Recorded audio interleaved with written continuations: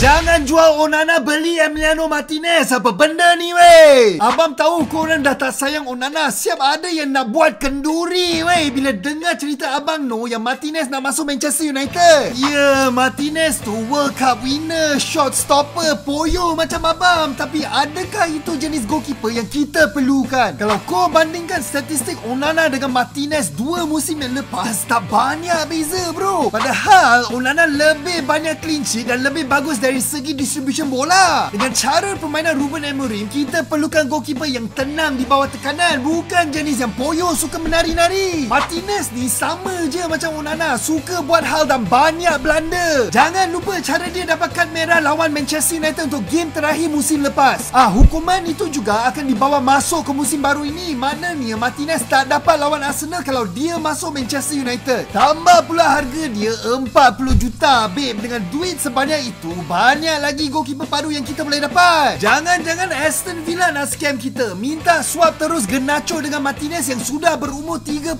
tahun. Tak berbaloi bro. Dan last kali yang abang paling stres kalau Onana dijual untuk Martinez. Apalah yang kita nak buat dengan baju ini? Macam mana guys pendapat korang? Emiliano Martinez ke Manchester United jalan atau tidak? Komen kat sini.